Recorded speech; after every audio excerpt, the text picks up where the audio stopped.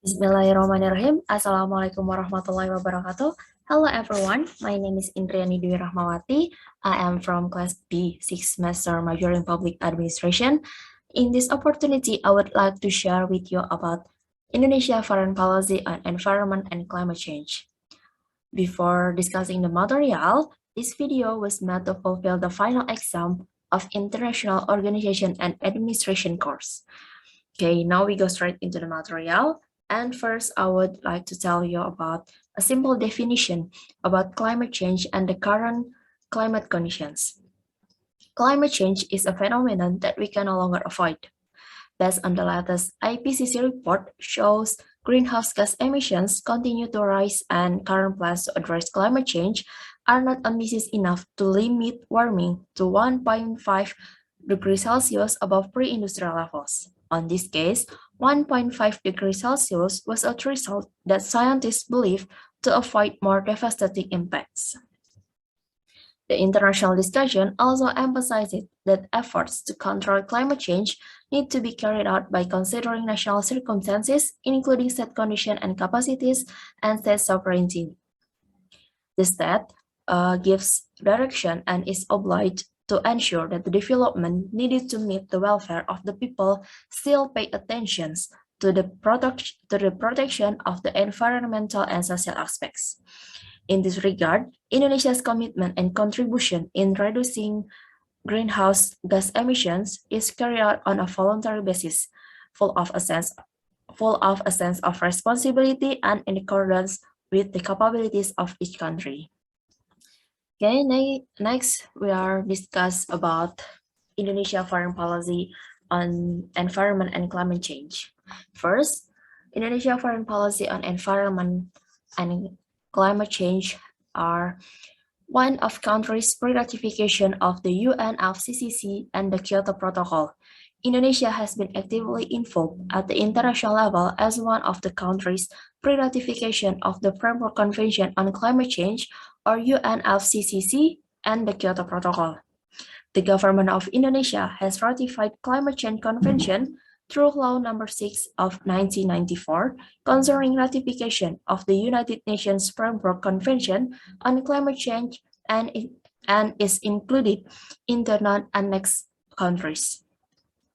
Second, House of Conference of the Parties, or COP13, 2007 in Bali. Indonesia also demonstrated its important role at the world level as the host of the 2007 COP13 in Bali, which among other things produced the Bali Action Plan, which plays the important role of Indonesia's forests through the implementation of REDD+ schemes with the resulting Indonesia Forest Climate Alliance study.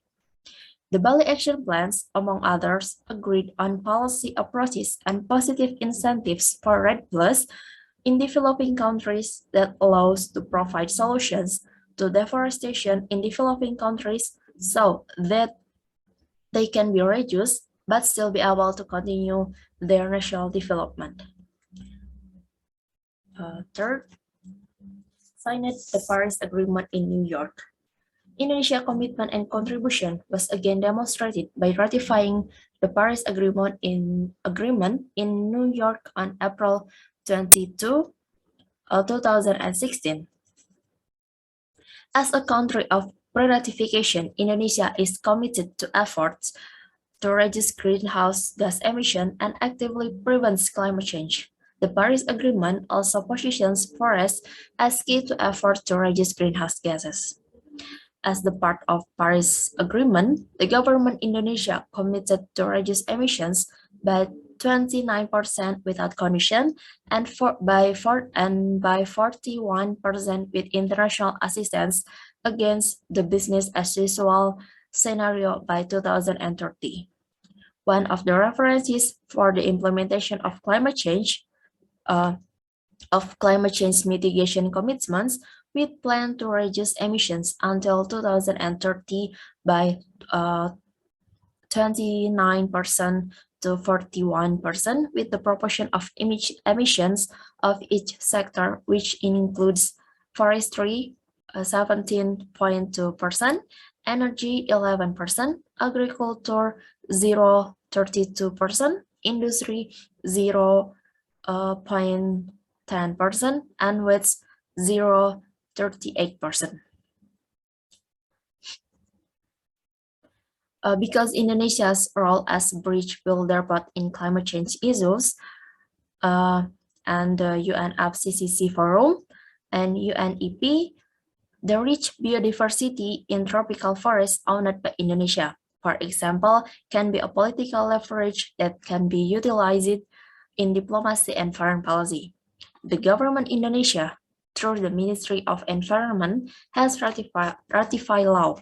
First, Kyoto Protocol to the United Nations Framework Convention on Climate Change through Law Number 17 of 2004, and second, Cartagena Protocol on Biosafety to the Convention on Biological Diversity through Law Number 21 of 2004. Next, the conclusion of this material is Indonesia's foreign policy on environment and climate change are Indonesia has been actively involved at the international level as one of the countries pre-ratification of the UNFCCC and the Kyoto Protocol. Second, has become a host of a conference of the parties 13/2007 in Bali and signed the Paris Agreement in New York. And through the Ministry of Environment, Indonesia's government has ratified law such as Kyoto Protocol to the United Nations Framework Convention on Climate Change and the Cartagena Protocol on Biosafety to the Convention on Biological Diversity. Okay, that's all from me. I hope you will have gained insight into Indonesia foreign policy on environment and climate change. I'm truly sorry for any misinformation, grammatical and pronunciation wrong. I would like to say thank you so much for your time and attention. Wassalamualaikum warahmatullahi wabarakatuh.